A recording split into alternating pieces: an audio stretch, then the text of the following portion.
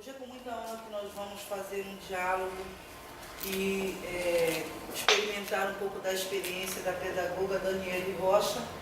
Ela leciona na rede pública há 14 anos, né? Passa por vários segmentos da educação, educação infantil, as áreas do Fundamental 1, a coordenação pedagógica e a supervisão escolar.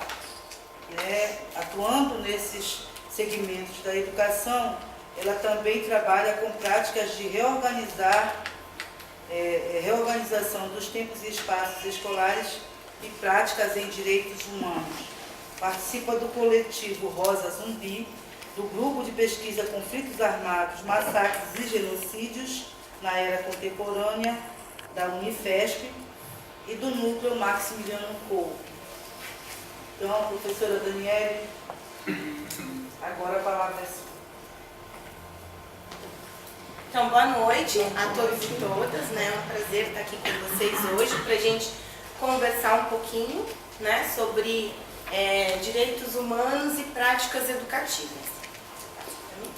Então, assim, pessoal, a primeira coisa que eu queria falar para vocês é que o objetivo de hoje, na verdade, não é uma aula, né? Eu queria compartilhar com vocês quais foram os caminhos que eu fui construindo nesses 14 anos para conseguir trazer direitos humanos, né? Práticas que favoreçam o diálogo, né? Que deem conta da questão da garantia dos direitos da dignidade da pessoa, né? Então, na verdade, é mais um bate-papo, né? Eu vou contar um pouco da minha experiência, vou falar em específico de 3 escolas que eu trabalhei, tá? Mas, na verdade, é um bate-papo. Eu vou trocar com vocês e contar um pouquinho como que eu fui achando esses meios e esses caminhos para que a gente, né, consiga dialogar os direitos humanos na escola, tá bom? E aí, eu trouxe também alguns portfólios de trabalho, que depois quem quiser olhar com calma, onde vai se registrando o processo e o caminho pedagógico que foi sendo construído, né? Então, os portfólios, eles têm uma especificidade de registrar, né? Ele também é um tipo de avaliação de registro do caminho, né, do processo pedagógico que vai acontecendo. Então, eu trouxe 3 que são de uma escola, mas depois, se vocês quiserem marcar algum outro dia para a gente conversar mais e olhar com mais calma, eu tenho vários, tá?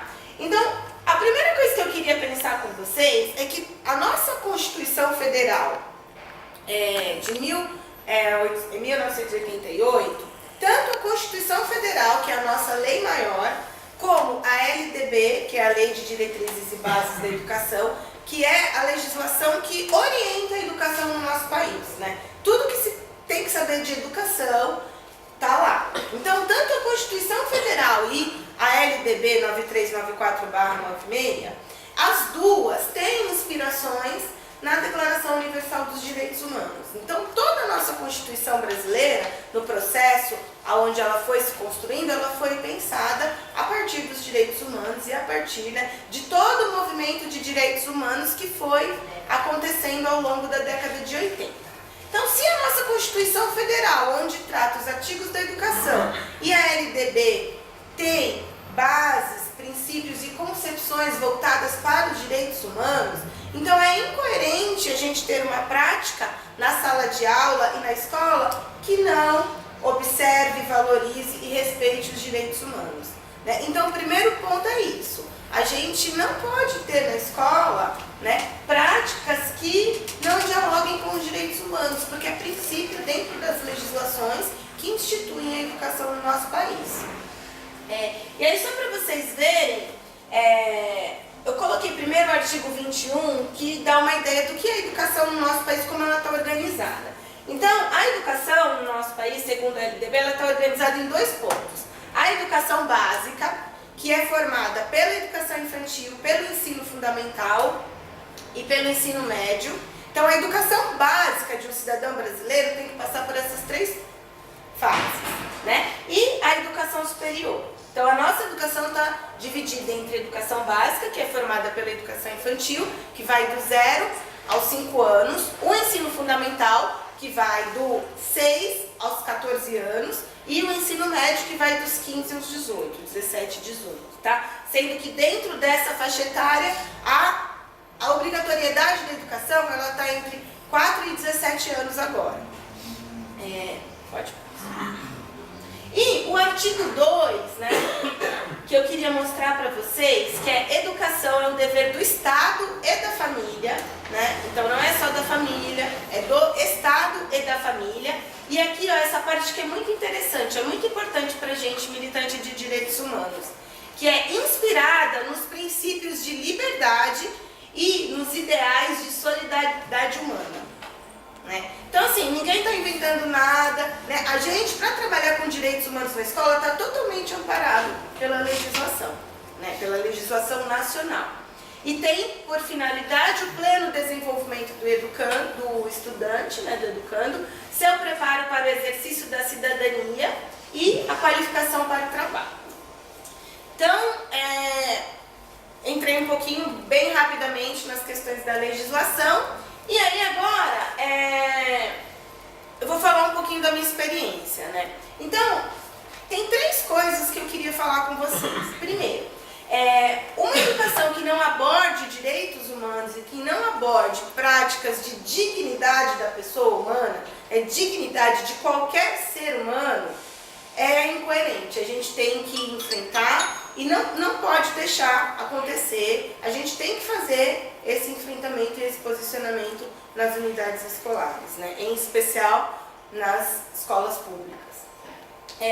Aí eu queria falar para vocês também que a minha área de pesquisa, ela é uma abordagem freiriana, né? Então a área de pesquisa que eu faço é que com a educação libertária proposta por Paulo Freire e todas as questões da superação das opressões ligadas a todo o debate de direitos humanos que se dá a partir da Declaração de Direitos, da Declaração Universal, essas 2 teorias juntos que vai fortalecer e aprofundar o debate nas escolas, né? Então, dentro das minhas pesquisas, da minha área de pesquisa, eu vinculo as práticas de superação de opressão, proposta por Paulo Freire, diretamente ligada aos debates de direitos humanos, tá?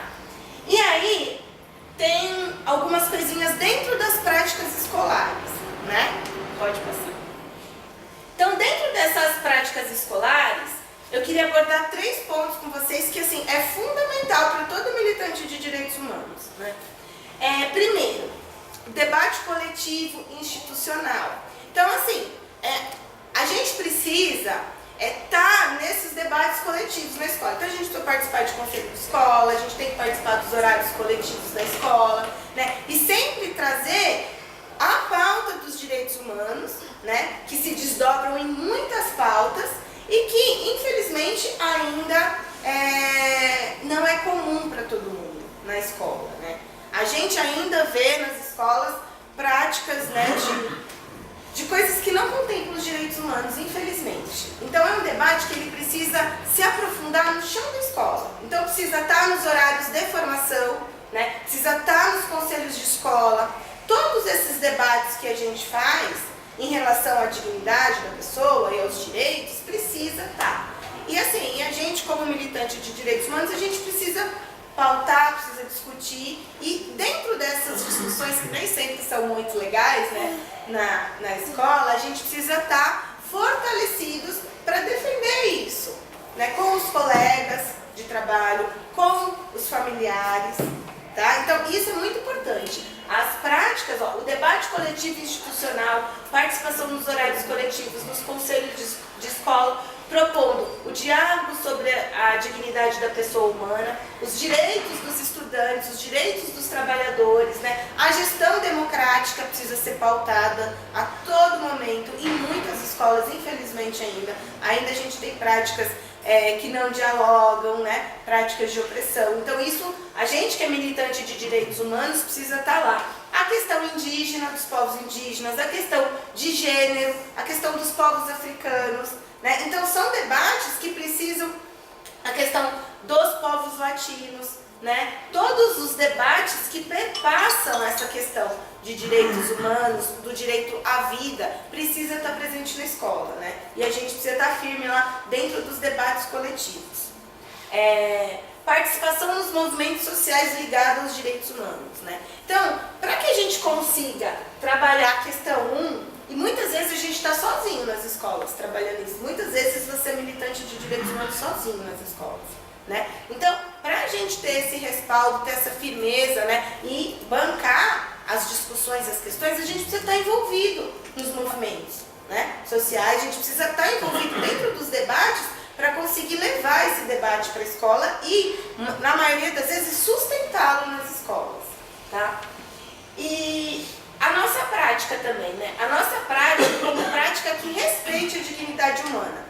Então, a gente precisa ter dentro das nossas práticas pessoais, com os estudantes, com os familiares, né? Olhar os estudantes, né? Então, assim, a gente não pode ter práticas que humilhem as crianças, né? Que humilhem os pais, práticas de falta de respeito com os colegas de trabalho. Então, a nossa prática tem sempre que ser uma prática que respeite a dignidade humana, seja ela com os estudantes, seja ela com os colegas de trabalho, com os gestores e, em especial, com os familiares também, né? Isso é uma coisa que é muito importante.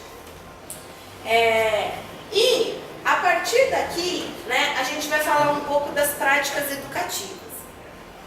Como que essas práticas podem reverberar dentro do dia a dia da escola, do chão da sala de aula, né? O que a gente pode fazer e como a gente chega com criança da educação infantil ou do fundamental ou do médio para falar de direitos humanos, né?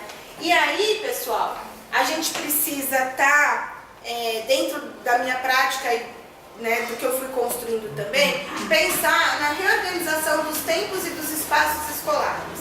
Porque a escola, ela, naquela configuração que a gente estudou, da sala quadrada, das crianças enfileiradas, ela não dá mais conta das necessidades e dos desafios da sociedade de hoje, né? Então, a gente repensar as práticas escolares ligadas aos direitos humanos é fundamental para que a gente consiga trazer o debate de direitos humanos para dentro das escolas. Em especial, né, com as rodas de conversa, né, onde a gente dá fala para os estudantes, a gente dá a voz para eles, né, onde a gente se olha todo mundo. Então, para quem discute direitos humanos, a prática da roda de conversa ela é fundamental, seja na educação infantil, ou seja no fundamental ou no médio, né, dentro das práticas democráticas na escola. As práticas, e aí a gente precisa ir integrando, né? Todo debate educacional que já tem um grande acúmulo desde a década de 80 para cá, então os debates sobre o letramento, sobre as práticas de leitura e escrita que façam sentido para os estudantes. Então a gente precisa as práticas de matemática que façam sentido, né? A gente precisa sempre estar olhando para esse debate educacional que já tem um acúmulo nas escolas, das práticas mais progressistas, dialogando com os direitos humanos. Então, durante as fotos que eu vou mostrar, eu vou dar alguns exemplos também, mas isso é fundamental, né? Não adianta a gente chegar, por exemplo, com a Declaração dos Direitos Humanos, dar um para cada um, mandar todo mundo ler e responder o questionário. Porque é uma prática que, seja com a Declaração de Direitos Humanos, com o texto de jornal ou com o texto do livro didático, é uma prática que não faz nem sentido, né?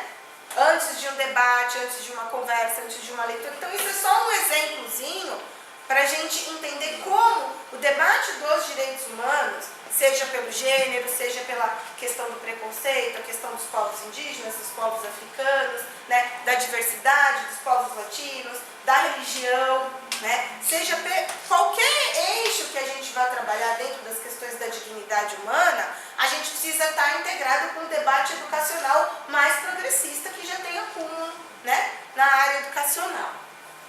E aí, eu vou passar algumas fotos também para vocês, né? Só que eu queria só pedir uma gentileza, para vocês não baterem fotos da apresentação das crianças, porque como tem uso de imagem e tudo, né, os pais autorizam o uso de imagem deles para fins pedagógicos, né? Então, só pedir essa gentileza para vocês.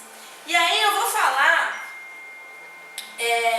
como eu fui construindo esse debate dos direitos humanos na educação infantil e no ensino fundamental, tá? É só eu vou ir contando para vocês, mostrando fotos, como eu fui pensando. Então, dentro da educação infantil, a gente tem um debate educacional que é da infância, né? Então, dentro da educação infantil, a gente não pensa mais hoje uma educação infantil voltada para a alfabetização, né? A criança tem que sair da educação infantil lendo, escrevendo, não.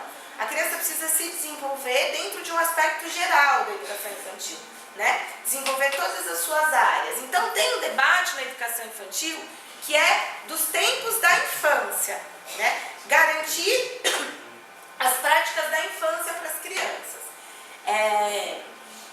E aí, então, como que a gente usa, como que a gente faz, né? Garantindo artes, garantindo a prática da leitura e da escrita, das histórias, da roda de conversa, das brincadeiras, né? Dentro disso a gente tem o direito do brincar também. Dentro da escola, aí vocês vão entender a importância do debate ser coletivo, do debate em direitos humanos ser coletivo e não ser uma prática individual. Porque quando o debate é coletivo, né, que ele é respaldado pelo diretor, pelo coordenador, que também esse entendimento é um trabalho. Quando você tem numa escola pessoas que não têm um avanço nesse debate, aí ela já é uma prática mais individualizada, tá bom? E aí, então assim, Desculpa, quando que se torna uma prática mais individualizada? Quando há alguém que não tenha...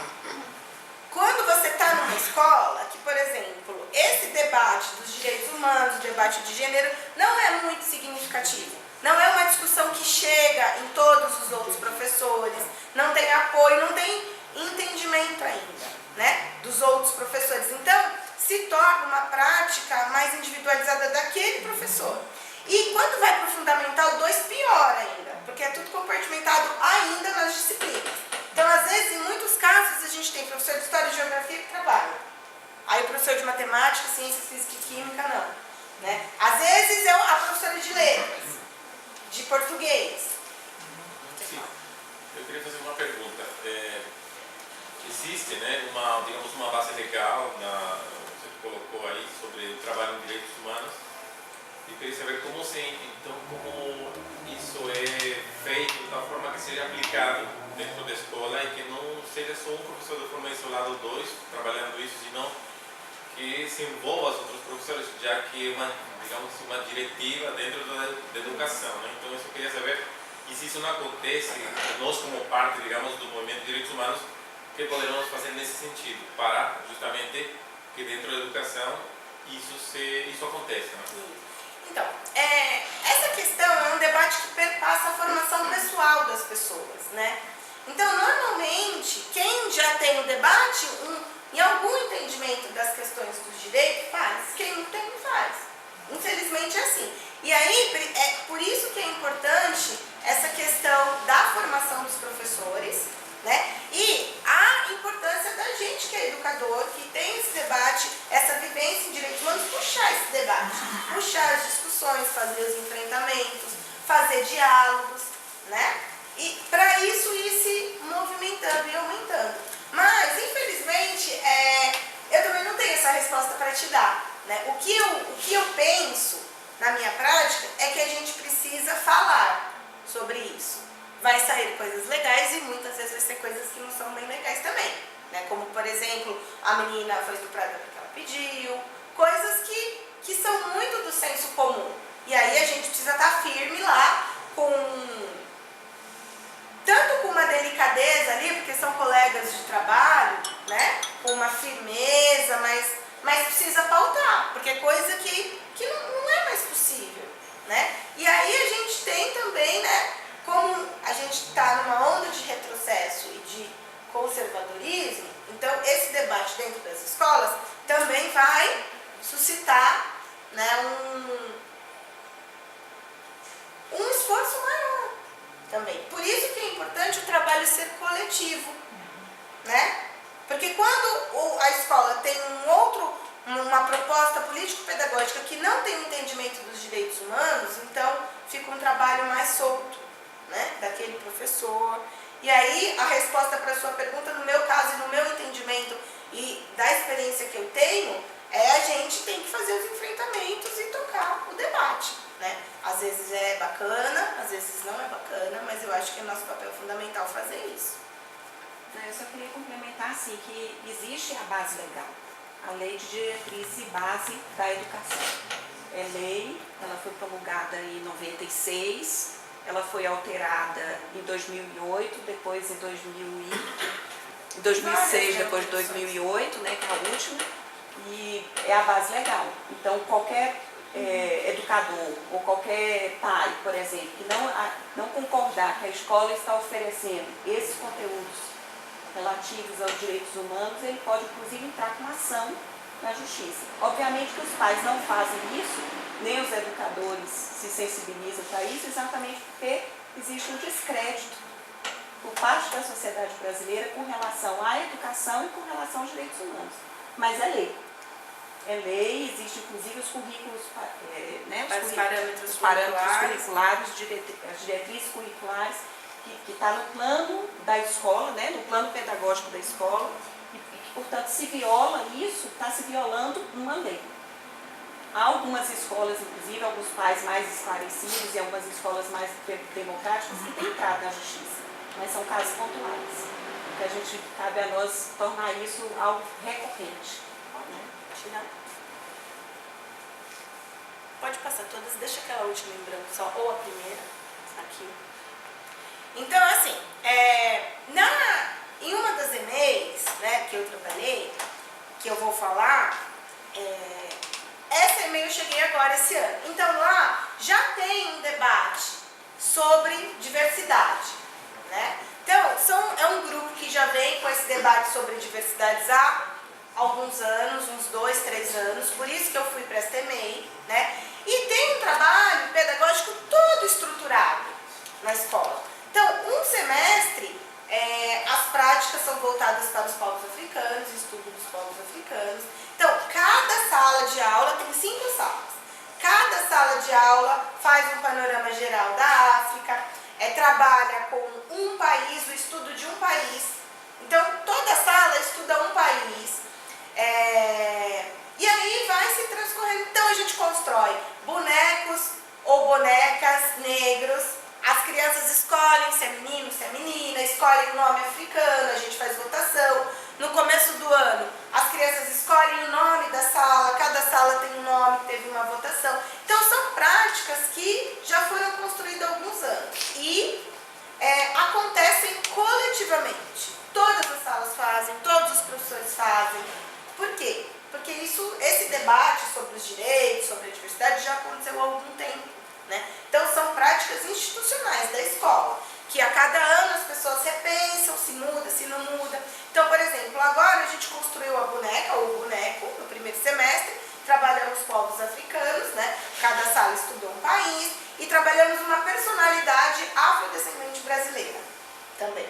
Cada sala escolhe uma, mas todo mundo vai trabalhar. Aí o trabalho que as pessoas fazem nas salas, né? Aí é diversificado, né? Não é uma coisa engessada, mas o projeto coletivo da escola é.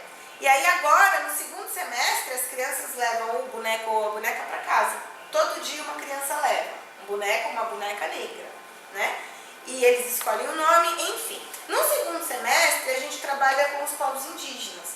Então, cada sala, de novo, escolhe um povo indígena para estudar. A gente leva os indígenas até a escola, a gente fala sobre música, sobre práticas, né?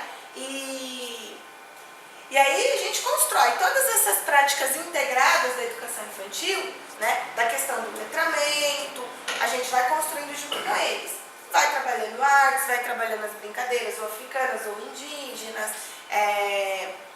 vai trabalhando construção de texto coletivo, desenho, registro, lista de palavras, sempre dentro dessas temáticas, né? E a partir dos estudos que a gente vai fazendo e construindo com eles. Então, olha a diferença da importância do projeto coletivo, de ser um projeto da escola, de ter um entendimento da escola, né? Então, essa EMEI outra EMEI que eu vou falar para vocês também tem um entendimento por parte da coordenação da importância da diversidade. Então não tem um trabalho tão estruturadinho como esse, mas a gente precisa trabalhar com esses temas, né? Então a gente define os bimestres e vai construindo as práticas pedagógicas a partir da diversidade. Então, dentro da minha experiência, o que eu pude perceber é que na educação infantil, por eles serem menorzinhos, eles têm... Quando a gente entra pelas questões da diversidade, é uma forma mais fácil da gente abordar direitos humanos, né? A gente, na minha experiência, eu não falo diretamente de direitos humanos, nós vamos estudar direitos humanos com os pequenininhos, porque eles têm 4, 5, 6 anos, né? Então a gente fala da diversidade e a gente vai construindo, porque quanto que uma criança de 5 anos leva uma boneca negra para casa, gente, né? A gente vai construindo outras práticas que desde criança vai oportunizando a criança a olhar para uma diversidade maior, né? As crianças negras poderem se enxergar, poderem se refletir, a gente estuda uma personalidade, né, negra, os indígenas vão à escola, a gente dança toré, a gente dança ciranda da Lia, de Tamaracá. Então, a partir daí, a gente vai abordando. Por exemplo, outra coisa que eu acho bem legal, lá não tem fila de menino e menina mais, né? Então as crianças não fazem fila, nem de menino nem de menina, nem fila única. Dá um trabalho? Dá. A gente sair com 34 crianças fora da fila dá um mega trabalho. Mas é uma coisa que a escola, né, já construiu. Então a gente vai para os espaços sem fila, sem separação de menino e menina. Na lista de chamada também não tem. Lista das meninas, lista dos meninos. Então já são coisas que a gente vai abordando as questões dos direitos humanos, né, de outras formas que não falam, ó, vamos estudar direitos humanos. Diferente do ensino fundamental, que eu vou chegar lá, né? Quer falar? Vocês abordam direitos humanos apenas relativos às diversidades ou de uma forma geral também?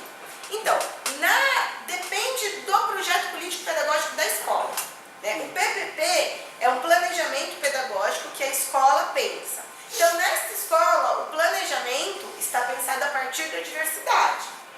Já é uma forma de discriminação, eu acho. Eu acho que os direitos humanos é uma coisa muito abrangente. Então, se eu pego ali só o negro, só o indígena, eu já estou segregando, eu acho. Então, mas como eu falei no começo, eu vim aqui meio que para contar para vocês os caminhos que a gente foi construindo, né? Isso não quer dizer que não possam ser construídos outros. Que mesmo a gente não abordando ainda nessa escola outros povos, é um trabalho super avançado perto de outras, né? Que não abordam ainda, né? Então, a gente precisa avançar na discussão lá de como que a gente vai discutir com as crianças os povos latinos. Precisa, né? O debate de gênero lá já é um pouco mais avançado. Quando as professoras lá já têm um olhar para o gênero, quando o menino quer fazer uma brincadeira lá, que a menina não quer, ou quer dar um beijo nela e a menina não quer. Então são micro situações que vão se a gente não faz uma intervenção a partir da dignidade, né, vai se fortalecendo no que a gente tem hoje. E aí tem uma coisa importante que eu esqueci de falar no começo, mas que é muito importante, né, que é assim, todo esse debate de direitos humanos, ele é muito difícil na nossa sociedade, por causa das nossas raízes, né? A gente tem um histórico no Brasil de 500 anos de invasão, estupro de mulheres, morte, genocídios dos indígenas, dos povos negros, né? Escravidão. Então a gente tem estruturados na nossa sociedade mecanismos de opressão. Então é estruturado, né? A gente há 500 anos foi ensinado pra gente que tudo bem os homens abusarem das mulheres. A gente foi ensinado pra gente, né, que existe diferença entre os povos, o branco e o negro. Então, assim, foi ensinado pra gente que os indígenas não gostam de trabalhar, que eles são todos vagabundos. Então, isso são coisas que a gente precisa desconstruir, porque há 500 anos a gente aprende isso desde quando a gente está na barriga dos nossos pais. Então, esse debate dos direitos humanos, ele é difícil com a família, com os outros colegas por causa disso, né? E aí é muito importante também a gente ter essa sensibilidade, né? De entender por que aquele colega fala aquela bobagem, que muitas vezes é muito difícil. algumas coisas e ter essa sensibilidade. Mas a gente precisa ter, precisa ser um exercício contínuo, né? E falar, olha, né? Mostrar os outros pontos, trazer coisa para ler.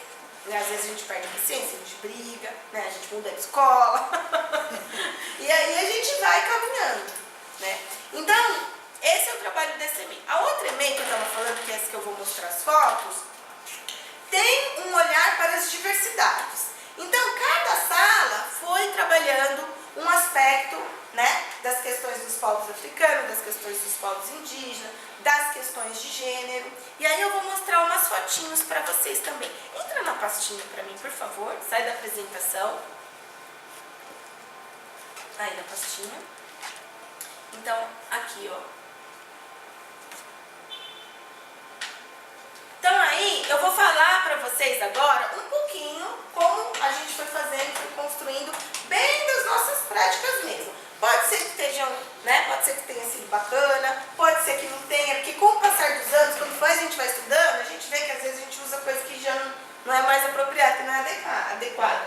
Tem um vídeo que eu passei em 2015 que é super estereotipado dos indígenas, né? E aí às vezes eu olho só e falo, ai meu Deus, passei aquele vídeo, mas passei, porque, né? A gente vai avançando nos debates e vai entendendo melhor, né, os conceitos, as coisas. Então, por exemplo, dentro do debate da infância, do brincar, da música, né, que a música precisa fazer parte do currículo da educação infantil, eu trabalhei com as crianças. É porque tá passando. Tá passando automático? Então, eu trabalhei esse vídeo, que é um vídeo do Palavra Cantada, que chama Menina Moleca. Então, nesse vídeo, diz que essa menina, ela gosta de um monte de coisa que, dentro da nossa cultura e da nossa sociedade, é coisa de menino. Então, que é outro debate que a gente precisa enfrentar dentro da educação infantil, que não tem brincadeira de menino e menina. Tem brincadeira de criança, todo mundo vai brincar do que quiser. Quem quiser vai brincar de panelinha, quem quiser vai jogar futebol, quem quiser vai andar de bicicleta, quem quiser vai subir na árvore, né? Então, é outro debate. E aí a gente canta, passa música, eles se divertem, depois a gente desenha. E aí é uma outra forma de dizer, né? Que todo mundo pode tudo. Aqui é um filme, né? Da Valente. Infelizmente a Disney não é muito feliz nessa questão do estereótipo, né? Porque ela sempre retrata a mulher ideal, branca, magra, loira, com cabelo liso, né? Então há alguns anos ela vem tentando, né? Teve um pequeno avanço aí, mas esse filme da Valente também é um filme que eu acho interessante para trabalhar com as crianças. Porque é uma menina ruiva, toda dos cabelos encaracolados, que não quer se casar e que gosta de arco e flecha, que não gosta de vestido apertado, né? E aí tem toda uma trama lá do filme. E quando a gente vai trabalhar com esses filmes, pessoal, é sempre legal a gente assistir antes, e aí a gente corre o risco também, de olhar daqui a alguns anos e falar assim, puxa, eu trabalhei esse filme, né? Não era legal nisso, isso. Mas assim, agora a gente vai construindo os caminhos e sempre. E se a gente está dentro dos debates dos movimentos sociais, se você está dentro dos debates do movimento feminista, dos direitos das mulheres, a sua chance de passar uma coisa inadequada diminui. Por isso que eu falei lá antes que é muito importante a gente estar dentro dos movimentos sociais dos direitos humanos, certo? Pode. E aí, pessoal, tudo que a gente vai fazendo com as crianças da educação infantil, você passa, você discute, você canta, você conversa, você faz a roda, pergunta o que eles acharam, faz lista de palavras, pode fazer lista de palavras do filme, pode fazer desenho, pode construir um texto coletivo com eles, né? Aí vem diversas coisas, não só o desenho no giz, você pode fazer o desenho no papel camurça, você pode ir para o muro lá, que a gente, nessa EMEI a gente tinha uma parede de azulejo para eles pintarem com guache, então a gente vai para a parede, ou a gente faz o desenho na terra. Então você vai diversificando todas as possibilidades de trabalho integrado com essa discussão. Aqui é um livro muito legal, né, que chama Até as Princesas Soltam Pum, para trabalhar a questão do estereótipo também. Aqui, ó, a roda é muito importante.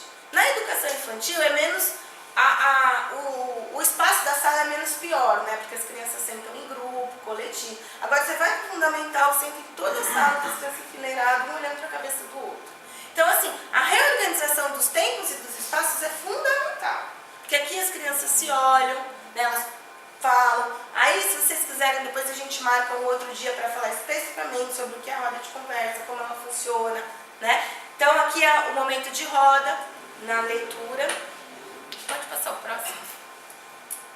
Aqui é muito legal também, que quando a gente trabalha com as personalidades femininas ou com as personalidades negras, indígenas, né? Personalidades que saem do estereótipo do homem branco, loiro, hétero e tudo mais, né? Então aqui é um trabalho que a gente estava fazendo sobre a Frida, né? Aí você lê o livro da Frida, leva imagens dela nesse dia, aí você já vai para o mapa, né, e fala qual que é o país da Frida, onde ela morava, se ela é viva, se ela não é, qual era a profissão dela, né, como foi a vida dela. Então, em algum momento da vida dessas crianças, quando eles verem o México, quando eles ouvirem falar qualquer coisa da Frida, eles vão ter uma referência.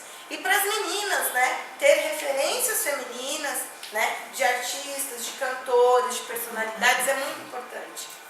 Pode passar. Sempre na roda, ó, tá vendo? Pode passar. E sempre trabalhar com imagens reais. Isso é muito importante, né, na educação. Então, se você vai falar da Frida, você tem que levar foto dela, você não pode levar um desenho só. Né? Se for possível, baixa o filme dela e leva. Né? Sempre trabalhar com a questão da realidade, da vida, das imagens. Aí a gente fez uma outra atividade também, que era desenhar os traços dela, né? Aqui, pessoal, também isso nas escolas da Prefeitura de São Paulo, a gente tem um acervo bem bacana, né? Sobre a literatura infantil que aborda a questão dos povos negros e dos povos indígenas. Então, ler muitos livrinhos para eles, né? Com os personagens negros, com os personagens indígenas, com meninas, é fundamental.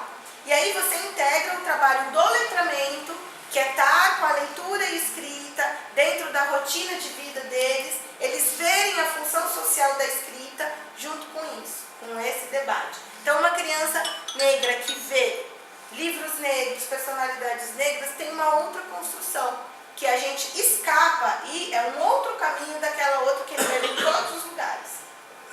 Né?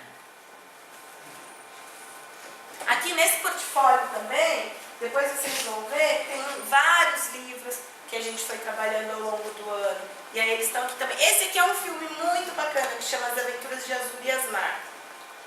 É um filme um pouco mais comprido, né? Mas todo ano eu passo para toda a turma, que é um filme espetacular. É uma história, né, de uma... Bom, não vou contar para vocês, mas é muito, muito legal. E assim, passem para filhos, sobrinhos, todo mundo. É bem bacana. E aí, depois você pode fazer tudo, né? Aí você desenha, você pode fazer lista de palavras, pode, né, dramatizar a história, você pode, faz desenho no camurça, faz desenho com guache, faz com papel crepom, faz com mosaico, pica. Se na história você tem uma rosa, você faz a rosa. Então, assim, há infinitas possibilidades de trabalho pedagógico, buscando sempre o desenvolvimento integral da criança com esses temas. Aí eu passei alguns. Olha aqui, ó, o cabelo da menina, com os birotes. Então, o quanto é importante as crianças que usam birotes na escola se verem dentro de um livro, dentro de um filme, né? Dentro de uma imagem, poderem se reconhecer. Aqui é a oficina de dança, com músicas africanas. Então, eles ouvirem outros tipos de música, né? É muito importante. Música latina, música africana, música indígena. Ouviram os indígenas cantando. Aí com essa turminha... Ó, aqui foi quando a gente começou os estudos da África. Então a gente vai para o mapa, fala que a África não é o país. Pelo amor de Deus, a gente precisa falar isso, né? Que a África não é o país. Que a África é um continente que tem muitos países, né? Porque muita gente, até adulto, ainda hoje acha que a África é um país. Então você explica, eles entendem, mesmo pequenininho eles entendem tudo. Pode passar. Aqui, olha essas duas meninas negras, olha como elas estão dançando. Né? Então olha a importância deles se reconhecerem dentro das culturas e das suas origens.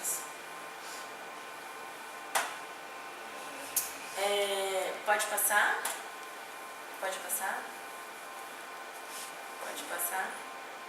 Aqui foi bem legal também, foi uma oficina de jogo. A gente estudando lá o que nós vamos fazer, qual manifestação cultural dos povos africanos, a gente vai fazer, né, dos povos afrodescendentes, que vamos fazer jongo, mas ninguém entende jongo, vamos buscar. Aí a nossa coordenadora foi, chamou uma formadora de SME, que veio um grupo de formação para dar uma formação de jongo pra gente, que foi espetacular, né? E aí vem os problemas, né? E aí a gente ficou super legal, animado, colocamos uma música, ensaiamos com as crianças, eles chegaram cheios de batuque e tal. E aí foi o problema que a gente estava fazendo uma cumba na escola, né? E aí precisa enfrentar um debate que precisa ser enfrentado, né? Que é uma manifestação cultural e tudo mais. Então, assim, isso é muito importante. Muito importante. E a gente, né, falou, não é. E aí a gente vai dosando, né? E aí a gente procurou músicas do jogo que não abordassem também, né, as divindades religiosas e tudo mais. Mas assim, a gente não abriu mão, a gente vai estudar o jogo é importante, é uma manifestação, e fizemos. E aí é um ensaio, né? E a apresentação no final do ano das crianças foi linda, linda. Elas se incorporaram, né? Foram com as saias, dançaram, giraram as saias, foi bem legal.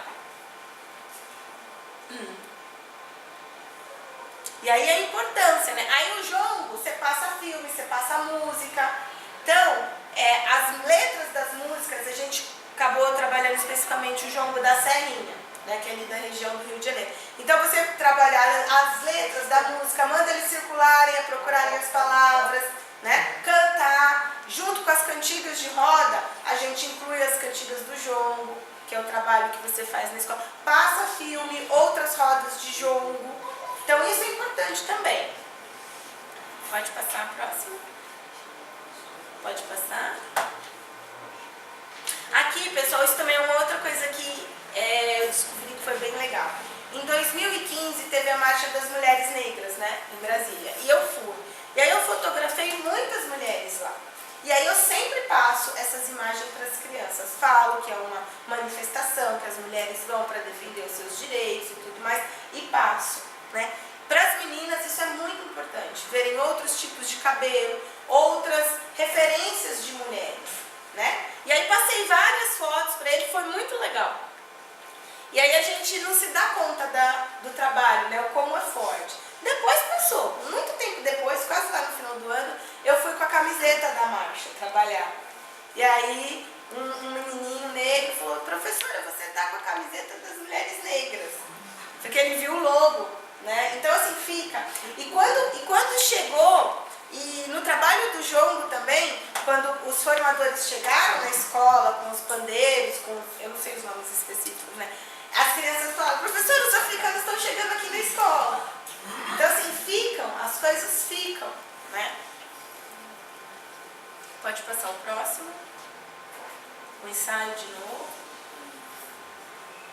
E aí é muito importante a gente, né? Pode passar, volta um pouquinho. A gente participar das coisas, né? Eles verem os professores e as professoras fazendo as coisas, atuando, né? Então você ver a sua professora numa manifestação é super importante, né? Você dizer para as crianças, olha pessoal, amanhã eu vou na manifestação, no dia tal, que está defendendo tal coisa. Isso é muito importante. A nossa representação junto a eles também é bem importante. Aí eu vou passar um pouquinho da questão dos... Pode passar a próxima. Aí a gente já vai entrar nos estudos dos povos indígenas. A gente pode fazer depois do café? Pode, já tem o café? Ai, meu Deus. Eu vou acelerar depois do café. Tá bom. Que eu vou terminar essa parte da EMEI e falar um pouquinho do fundamental. Como... Tá. Aí vai entrar os indígenas. Isso. Obrigada, Dora.